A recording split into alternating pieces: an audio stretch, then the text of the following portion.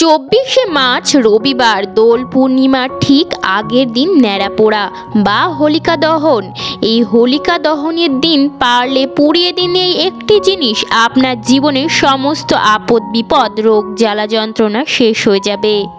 অর্থপ্রাপ্তির যোগ তৈরি হবে, পরিবারের সার্বিক মঙ্গল হবে। নমস্কার বন্ধুরা, আরও একটি নতুন পর্বে আপনাদের স্বাগতম। আশা করছি ঈশ্বরের আশীর্বাদে ভালো আছেন এবং সুস্থ আছেন। আর হাতে গোনা কয়েকদিন বাকি, সামনে আসতে চলেছে দোল পূর্ণিমা।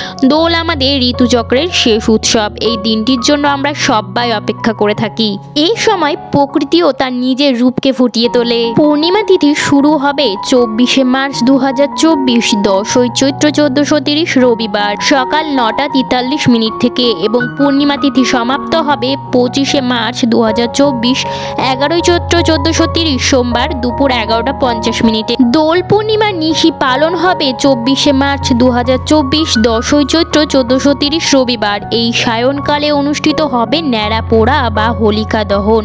এবার আমি বলে দেব হোলিকা দহনের এই বিশেষ দিনে আপনারা আপনাদের বাড়ির কোন জিনিসটি পুড়িয়ে দেবেন। পুরাণ অনুযায়ী হোলিকা দহন অসত্য অধর্মের বিরুদ্ধে লড়াই, সত্য ও ধর্মের জয়ের প্রতীক। রাক্ষস বংশে জন্মানো বিষ্ণু ভক্ত প্রহ্লাদকে হত্যার ষড়যন্ত্র করেছিলেন স্বয়ং তার বাবা হিরণ্যকশিপুর ও তার পিসি হোলিকা। কঠোর তপস্যা করে আশীর্বাদ হিসেবে পাওয়া চাদর গায়ে দিয়ে কোলে নিয়ে জ্বলন্ত কাঠের উপর বসেন হোলিকা।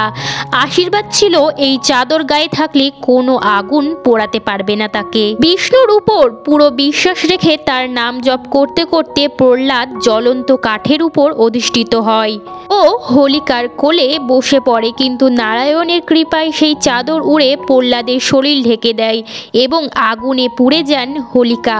তারপর থেকে হোলিকা দহন প্রথা শুরু হয়। এর পরের দিন আনন্দে রং খেলে মেতে ওঠেন সকলে। বন্ধুরা, ফাল্গুন মাসের শুক্লাপক্ষের সপ্তমী বা অষ্টমী তিথি থেকে ফাল্গুন মাসের পূর্ণিমা তিথি পর্যন্ত এই যে সময়কালটি, এটিকে বলা হয় হোলাষ্ট।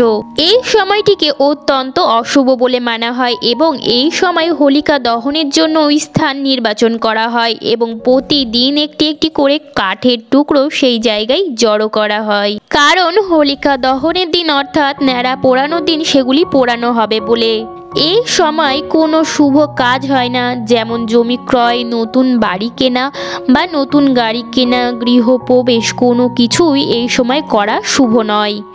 হোলিকা দহন বা যেটিকে আমরা ন্যাড়া পোড়া বলে থাকি, সেই দিন অর্থাৎ হোলির আগের দিন পূর্ণিমার ঠিক আগের দিন সন্ধ্যাবেলা যা কিছু খারাপ সব কিছু পুড়িয়ে ফেলা হয় এবং পুড়িয়ে নতুনভাবে সমস্ত কিছু শুরু করা হয় রং দিয়ে। তাই বুঝতেই পারছেন বন্ধুরা, আপনার জীবনে যদি কোনো কিছু খারাপ থাকে, আপনার ঘরে যদি কোনো বাস্তু দোষ থাকে, আপনার উপর বা আপনার কোনো সদস্যের উপর কোনো খারাপ নজর দোষ থাকে, যদি কোনো গুপ্ত শত্রু থাকে যার ফলে আপনার জীবনে কোনো উন্নতি আসছে না, এই সমস্ত বাধা বিপত্তিগুলি নিজের জীবন থেকে দূর করার জন্য যদি কোনো ভালো দিন হয়, সেটি কিন্তু হোলিকা দহনের দিন। পরের দিন দোল পূর্ণিমা আপনার জীবনে একটি আনন্দের রং নিয়ে আসবে এবং আপনার জীবনে প্রচুর অর্থ সমাগম হবে। তাই বন্ধুরা, হোলিকা দহনের দিন অবশ্যই আপনার বাড়িতে পুড়িয়ে দিন, ঘরের বাস্তু এই দিন ঠিক করুন এবং পরের দিন আপনি আপনার ইষ্ট দেবতার পুজো করুন। প্রাণ ভরে আপনার সমস্ত মনস্কামনা পূর্ণ হবে।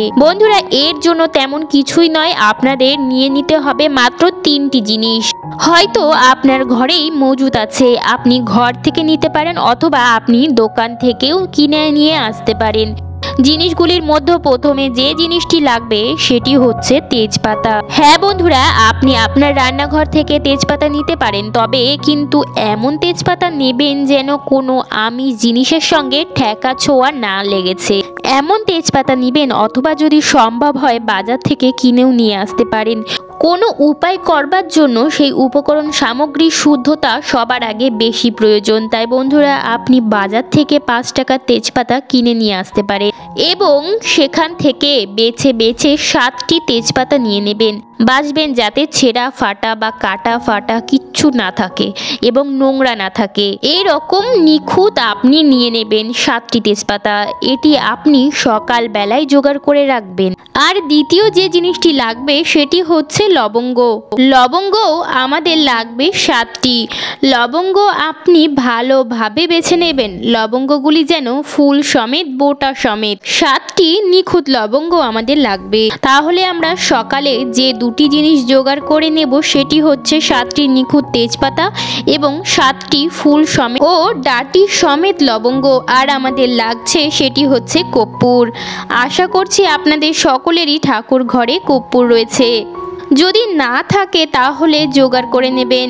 ন্যাড়া পোড়ার দিন সকালে অর্থাৎ আগামী 24শে মার্চ রোববার দিন সকালবেলা এই 3টি জিনিস জোগাড় করে রাখবেন।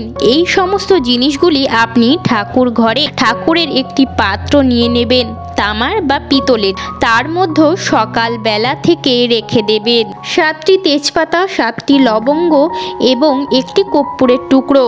সকালবেলা তো আপনি পুজো করবেন, তখন আপনার যে ইষ্ট দেবতা আছে তার কাছে প্রার্থনা করবেন যে আপনার জীবনে যেন সমস্ত বাধা বিপত্তিগুলি থেকে আপনি মুক্তি পান এবং তার চরণের কাছে আপনি জিনিসগুলি রেখে দেবেন। এই দিন সন্ধ্যাবেলা অর্থাৎ 24শে মার্চ সন্ধ্যাবেলার দিন এই জিনিসগুলি আপনি পুড়িয়ে ফেলবেন। তার আগে কিছু কিছু সতর্কতা আছে, সেগুলিও আমি বলে দিচ্ছি। বন্ধুরা, সন্ধ্যাবেলা পোড়ানোর আগে দুপুরবেলায় যেই কাপড় পরে আপনি ভাত খেয়েছেন সেই ভাত খাওয়া কাপড়টি কিন্তু আপনি ছেড়ে নেবেন। যদি সম্ভব হয় গা ধুয়ে নেবেন, যদি সম্ভব না হয় হাত পা মুখ ভালো করে ধুয়ে নেবেন। একটি পরিষ্কার বস্ত্র পরে নেবেন এবং গায়ে মাথায় গঙ্গা জলের ছিটা দিয়ে নেবেন। বন্ধুরা, আমি তো আগেই বলেছি কোনো উপায় করবার জন্য শুদ্ধতা সবার আগে বেশি প্রয়োজন এবং আপনি আসবেন ঠাকুর ঘরে। হোলাষ্টর দিন তো আপনি নিত্য সন্ধ্যা তো দেবেনই, সেই সময় আপনি একটি ধুনুচি নেবেন। আপনি নিয়ে নেবেন কিছু নারকেলের ছোবড়া এবং সেই ছোবড়ার সঙ্গে সমস্ত উপকরণগুলি অত্যন্ত ভালোভাবে পুড়িয়ে দেবেন এবং যে ধোঁয়াটি তৈরি হবে সেই ধোঁয়াটি দিয়ে ঠাকুর ঘরে সিংহাসনে আরতি করবেন এবং আরতি করবার পর আপনাদের প্রত্যেকটি ঘরে সেই ধোঁয়াটি আপনি দেখাবেন। বন্ধুরা, তার কিছুক্ষণ পর আপনাদের সদর দরজা খুলে দেবেন, তারপর জানলাগুলিও খুলে দেবেন যাতে ধোঁয়াগুলি বাইরে যেতে পারে।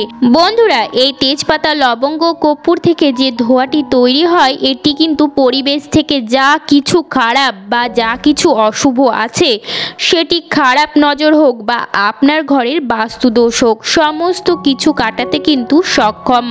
এই উপায়টি এই বিশেষ দিনে করলে আরও বেশি কার্যকারী হবে।